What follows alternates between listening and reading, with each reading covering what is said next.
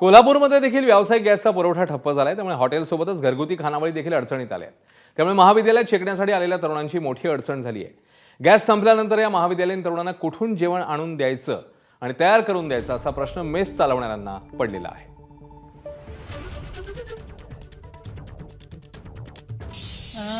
आमच्याकडे आता 130 विद्यार्थी आहेत जेवणासाठी। तर सिलेंडर कसं तर एक दिवस आज एक दिवस जाईल, त्याच्यानंतर उद्यापासून प्रॉब्लेमच आहे। एखाद्या वेळेस हॉटेल वगैरे बंद करू शकतात, पण माझी मेस असल्यामुळे मेसच्या मुलांचं कसं होणार याचा आता प्रॉब्लेमच झालाय। ठाण्यामधील वागळे इस्टेट परिसरात सर्वसामान्य घरातील कुटुंबांची पोळी भाजी केंद्र आहेत। ही सर्व केंद्र आजूबाजूलाच आहेत। त्यांचा व्यवसाय गॅस सिलेंडरवर प्रामुख्याने अवलंबून आहे। मात्र त्यांच्याकडे शेवटच्या 1 ते 2 दिवसाचाच गॅस शिल्लक आहे। यानंतर सिलेंडर मिळणार नाही असं एजन्सीकडनं सांगण्यात आलंय।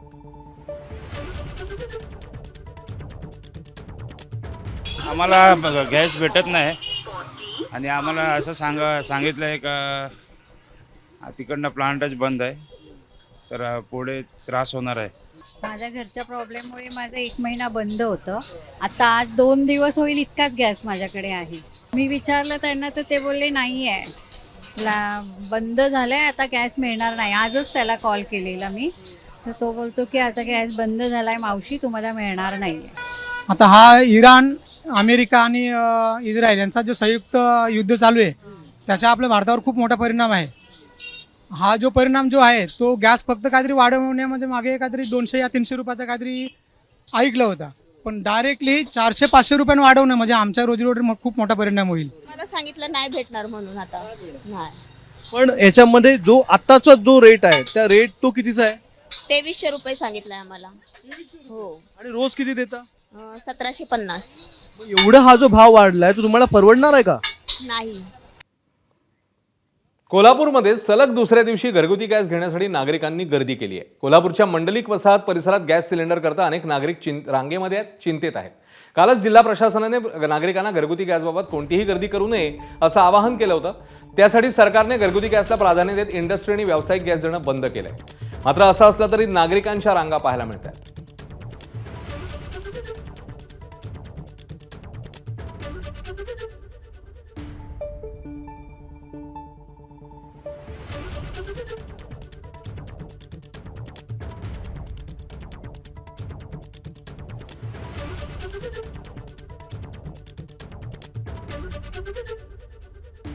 साधारणतः आपला जिल्ह्याचा दररोजचा मागणी घरगुती LPGची 28,000 असते, तर तेवढा पुरवठा हा सध्या ह्या तिन्ही कंपन्यांकडून IOCL, BPCL, HPCL यांच्याकडून सुरू आहे। माझं सर्व कोल्हापूरकरांना विनंती आहे की घरगुती LPG सिलेंडरचा तुटवडा कुठेही नाही आणि भविष्यामध्ये सुद्धा तो तुटवडा निर्माण होणार नाही।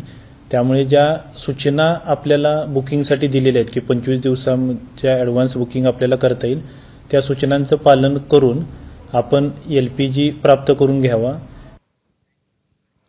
व्यावसायिक सिलेंडरचा पुरवठा आज होणार का याबाबत धाकधूक रत्नागिरी शहरासह जिल्ह्यातल्या व्यावसायिकांमध्ये वाढली आहे। व्यावसायिक सिलेंडरच्या पुरवठ्यासंदर्भात काही निर्बंध जारी करण्यात आले आहेत। अत्यावश्यक सेवेत गॅस लागणाऱ्यांना अर्ज दिल्यावर गॅस सिलेंडर मिळणार आहे। संस्थेच्या लेटरहेडवर सिलेंडरच्या गरजेबाबत अर्ज द्यावा लागेल असं रत्नागिरी गॅस एजन्सीचे अधिकारी प्रीती राज यांनी म्हटलेलं आहे।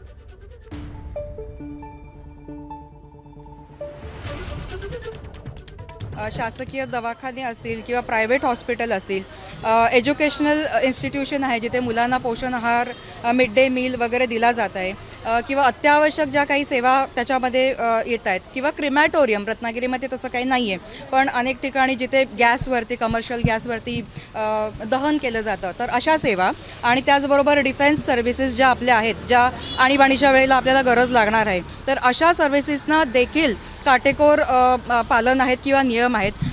त्या संस्थांनी आता मेन्शन केलेल्या सगळ्यांनीच आपल्याला एक लेटर देणं त्यांच्या लेटर हेडवरती आणि जो कोणी हेड आहे त्याच्या सही शिक्क्यानिशी देणं अपेक्षित आहे। अमेरिका इराण युद्धामुळे गॅस पुरवठ्यावर मोठा परिणाम झाला आहे। घरगुती गॅस सिलेंडर घेण्यासाठी लोकांनी मोठी गर्दी केली आहे। गॅस एजन्सीसमोर लोकांनी रांगा लावल्या आहेत। सकाळपासूनच रांगेत उभ्या असलेल्या लोकांमध्ये भांडण तंटे होत आहेत। त्यामुळे नवी मुंबईमध्ये पोलीस बंदोबस्त ठेवण्याची वेळ आली आहे।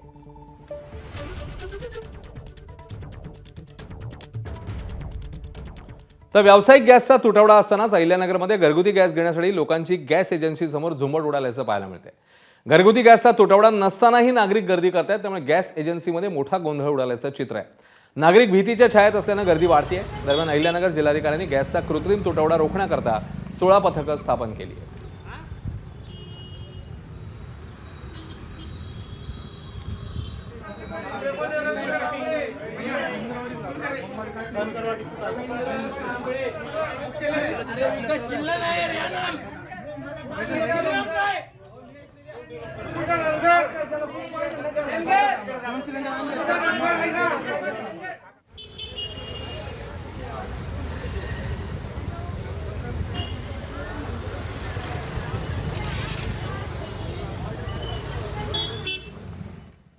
दरम्यान अहिल्यानगर जिल्ह्यामध्ये गॅसचा तुटवडा नाहीये, त्यामुळे नागरिकांनी गॅस एजन्सीसमोर विनाकारण गर्दी करू नये असं आवाहन अहिल्यानगरचे जिल्हाधिकारी डॉक्टर पंकज आशिया यांनी केलेलं आहे.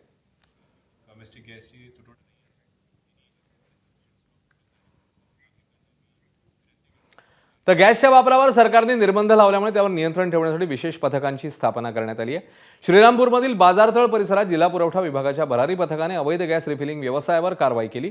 BPL, HP, भारत गॅस कंपन्यांच्या टाक्या, gas refilling machine, electric motor, वजन काटे असा एकूण 87,400 रुपयांचा मुद्देमाल जप्त करण्यात आलाय. अवैध गॅस रिफिलिंग करणाऱ्या शोएब दादामिया शेख विरोधात गुन्हा दाखल झालाय.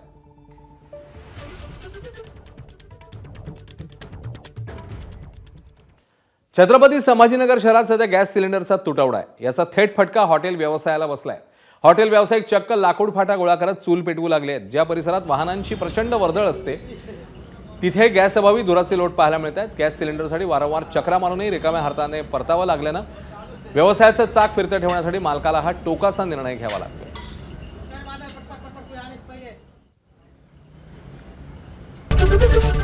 ABP माझा, उघडा डोळे बघा नीट.